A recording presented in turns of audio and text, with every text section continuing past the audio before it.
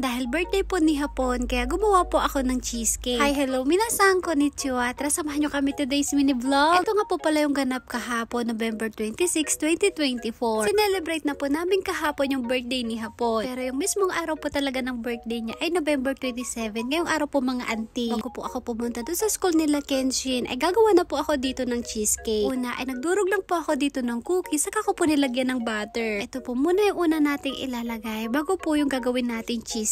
Tapos ko pong malagyan ng butter ay sinidsid ko lang po ito para maging ganito po yung itsura mga auntie, para maging siksik. Susunod ko naman pong gagawin ay gagawa na po ako dito ng cheesecake. Bili nga po pala ako kanina ng cream cheese mga auntie dahil ito po yung gagamitin natin. I-mixer lang po natin ito at maglalagay po tayo dito ng 2 itlog. Pagkatapos nyo pong mailagay yung 2 itlog, syempre i-mix nyo po ulit mga auntie. Pagkatapos mahalo ay maglalagay po tayo dito ng cream, asukal, lemon at saka ng vanilla. Isang buong lemon nga pala yung nilagay ko dito mga auntie at tatanggalin po natin yung mga buto. Kapag gumagawa po ako ng cheesecake ay dinadamihan ko po ito ng lemon dahil yun po yung nagpapasarap. Kapag ayaw nyo po ng maasim na cheesecake ay pwede po kayong maglagay ng konti pero depende na po yun sa inyo. Si Hapon ko po kasi gustong-gusto niya po yung cheesecake na mayroong asim. Nga po pala habang gumagawa po ako ng cheesecake ay nagmamadali na ako. Pupunta po kasi ako dun sa school nila Kenshin mga auntie dahil meron po sasabihin sa akin yung teacher nila. Isa-isa po kaming imi-meeting at sasabihin po yung mga about sa mga bata. Kunyari po si Kenshin ay meron pa siyang hindi alam na salita o kaya naman po hindi niya alam magsuot ng jacket. Fast forward na nga po tayo mga auntie ay tapos na po akong kausapin nung sensei. Kwento ko na lang po sa inyo yung konting na pag-usapan namin. Sabi nga po sa akin ng teacher niya ay hayaan ko lang daw po si Kenshin na kumain mag-isa o kaya naman magsuot ng sarili niyang damit para mas mabilis po siyang matuto ay wag po siyang tulungan. Kumbaga parang tinuturuan po nila maging independent. Tapos po ng ilang minuto ay umalis na rin po kami kasama ko po si Kenshin. Habang wala pa po si uncle yung Hapon kanina ay naglakad na po kami pa uwi. Kahit na may oras pa ay sinabay ko na pong inuwi si Kenshin. Pagka uwi nga po pala namin ng bahay, ito na po mga auntie yung update ko dito sa ginagawa kong cheesecake. Luto ko na nga po ito pagkatapos ng 1 oras. Isang beses ko nga po itong niluto mga auntie dahil yung oven po namin ay hindi masyadong mainit. Sa perde na ay oven mi auntie.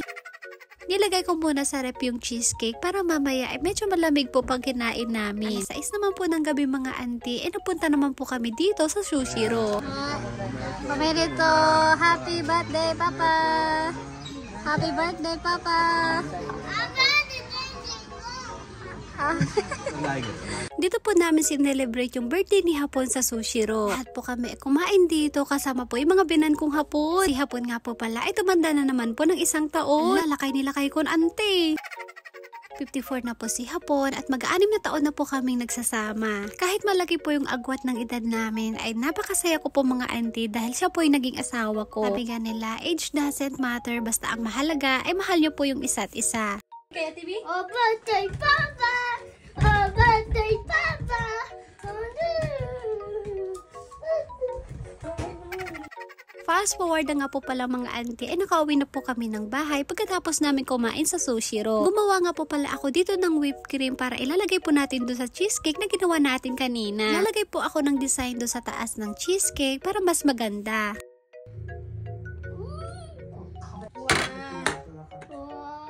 O nga pala ang lahat mga auntie, gusto ko lang pong sabihin sa inyo na hindi po talaga ako magaling mag-bake. Kaya pasensya na po kayo kung hindi po maganda yung gawa ko para sa inyo. Sa akin, gagawin ko po yung best ko para sa mga taong mahal ko. At ng effort ibibigay ko kahit mapagod pa ako. Ito na nga po mga auntie yung final look dito sa ating cheesecake. Si Kenshin naman, tuwang-tuwa, parang siya yung may birthday. Happy birthday to you! Happy birthday to you! Happy birthday, dear Papa! Happy birthday to you! Yay! Omedetou! Yay! Ayaw nga po magpadalo ng anak ko mga auntie dahil gusto niya ay siya din daw yung may birthday. Siya nga po yung bida ngayon at hindi po si uncle yung Hapon. Kaya sino tanjo bida?